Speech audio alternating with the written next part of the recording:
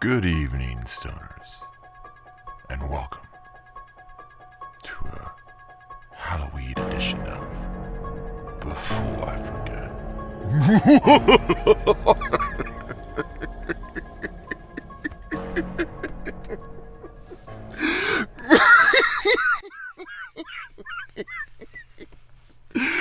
Oh, shit. And that is as serious as it's gonna get. And that is as Halloweedy as it's gonna get.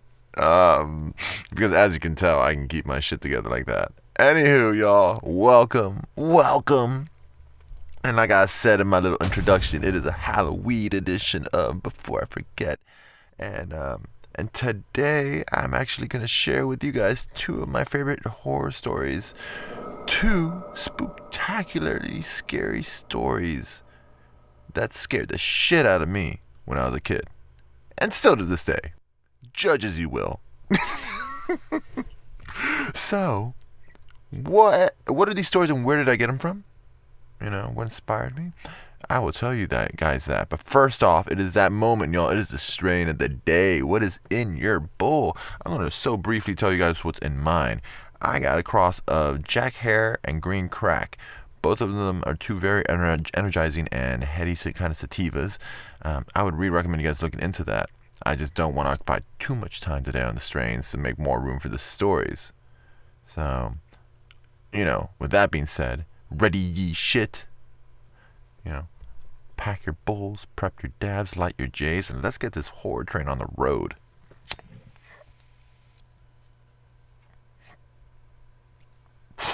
So growing up, there was these books called Scary Stories to Tell in the Dark. They just made a movie about it. But yeah, Scary Stories to Tell in the Dark. And these stories, as a kid, used to scare the shit out of me. So I got on Amazon one day, and lo and behold, I got the whole box set. And it was, so I went through the other day, and I was like, you know what? I want to find two of my favorite stories that sort of like scared the shit out of me. And so, and lo and behold, I found it. And I'm going to share with you guys those two stories now. Alright, so gather around the campfire, children. One is going to be a little bit more realistic. The other one's going to be a little bit more on the fantastical side. But still, these books were these things scared the shit out of me. So, I'm going to start off with the more realistic one that's sort of just like, yeah, I did not like that one. That was a mean one. There it is. All right. I was like, where did it go? So the realistic one is as follows. This mean one I was telling you about. It's called The Babysitter. Bum, bum, bum. It was 9:00 in the evening. Everybody was sitting on the couch in front of the TV. There were Richard, Brian, Jenny, and Doreen, the babysitter. The phone rang. Ring! Or what? It'll sound off some kind of tune now, right? So some kind of effect. Maybe it's your mom, said Doreen. She picked up the phone. Before she could say a word, a man laughed hysterically and hung up. Clunk. Who was it? Asked Richard. Some nut, said Doreen. What did I miss? At 9:30, the phone rang again. Doreen answered it. It was a man who had called before. I'll be there soon, he said, and he laughed. And hung up. Clunk. Who was it? The children asked. Some crazy person. About 10:00, the phone rang again. Jenny got to it first. Hello, she said. It was the same man. 1 more hour, he said, and he laughed. And clunk. He laughed. 1 more hour. What did he mean? Asked Jenny. I'm scared, said Jenny. Don't worry, said Doreen. It's somebody just fooling around. About 10:30, the phone rang once more. When Doreen picked it up, the man said, pretty soon now. And he laughed. Why are you doing this? Doreen screamed, and he hung up. Was it that guy again? Asked Brian. Yes, said Doreen. I'm going to call the operator and complain. The operator told her to call back if it happened again. They would try to trace the call. The fact that she called an operator to me is just like, I'm like, wow. Okay, this is back in the day. So, yeah, so they called the operator back then. No 611. No AT&T or T-Mobile Verizon thing. At 11 o'clock, the phone rang once again. Doreen answered it. Very soon now, the man said, and he laughed and hung up. Doreen called the operator. Almost at once, she called back. The person is calling from the phone upstairs. You better leave and I'll call the cops. Just then a door opens upstairs. A little rusty hinges. A man they had never seen before started down the steps towards them. Clunk, clunk, clunk, clunk, clunk, clunk, clunk, clunk. As they ran from the house, he was smiling in a strange way. A few minutes later, the cops found him there and they arrested him. I mean, that show scares the shit out of me personally. I mean, like, just because that could happen. Some crazy person could actually roll up on somebody's house and just like scare the shit out of them. So that one's been a bit timeless for me. And then the other one, which I feel like in the movie they actually used, and I think they butchered it, but whatever. They butchered a good story in the movie. The other one's always sort of just gives me a little bit of chills. It still does to this day.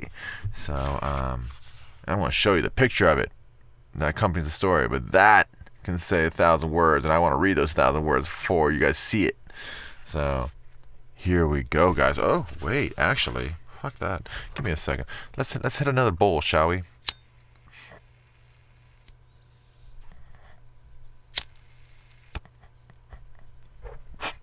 I mean, these stories still give me chills. So, Mother Nature, I need your help, or I need your blessing. All right, so here we go. Me, Ty Doty Walker. There was a haunted house where every night a bloody head fell down the chimney. At least that's what people said. So nobody would stay there overnight. Because why would you? Then a rich man offered $200 to whoever would do it. And this boy said he would try if he could take his dog with him. And everything was settled. I mean, for $200, in this day and age, I would, somewhere haunted, I don't know. Especially with heads coming down the chimney, I'd be like 2,000. 2,000? Add another zero. That would be perfect. The very next night, the boy went to a house with his dog. To make it more cheerful, he started a fire in the fireplace. And they sat in front of the fire and waited, and his dog waited with him. For a while, nothing happened.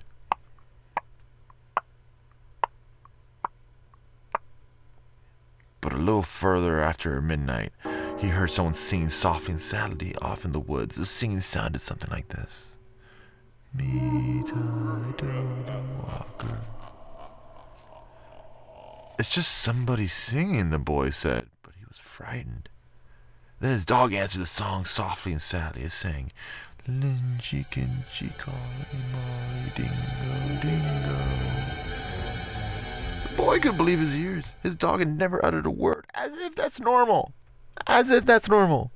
I was like, dogs aren't supposed to talk. Are we in a Disney movie? I mean, then a few minutes later, he heard the singing again. Now it's closer and louder, but the words were the same. Me, Ty Doty Walker. This time the boy tried to stop his dog from answering. He was afraid that whoever was singing would hear it and come after them. But his dog paid no attention. And again it sang, Lynchy, Kinchy, Collie, Molly, Dingo, Dingo. A half hour later, the boy heard the singing again. Now it was in the backyard, and the song was the same. Me, Ty Doty Walker. Again, the boy tried to keep his dog quiet, but the dog sang out louder than ever. Lynchy, Kinchy, Collie, Molly, Dingo, Dingo. Soon the boy heard the singing again. Now it was coming down the chimney. Me, Ty Doty Walker. The dog sang right back. Lynchy, Kinchy, Collie, Molly, Dingo, Dingo. Suddenly a bloody head fell out of the chimney, and it missed the fire lantern right next to the dog. The dog took one look and fell over dead from fright. The head and then turned and stared at the boy. It slowly opened its mouth and God, that one's still, look at that, I've got goosebumps. That one, for whatever reason, that one still scares the shit out of me. I was like, ooh, so we're getting into that story. But yeah, guys, those are my 2 scary stories I want to share with you guys. From, my, not just my scary stories, my spooktacularly scary stories that I wanted to share with you guys from, childhood stories here. How many times can I say stories in a sentence? But yeah, I just want to share with you guys these and hope maybe they scared you a little bit. So, but that being said, do you guys have any scary stories you guys want to share? Because I'm all for hearing more of them. So comment below, subscribe to my channel, hit me up, and follow me on Instagram, Shaggy Adventure. I want to hear about what your favorite stories are, guys. And like I said, this is the first Halloweed edition of Before I Forget. So stay tuned for the next one. In the meantime, I hope this finds you happy. I hope this finds you well. And most importantly, I hope this finds you blessed.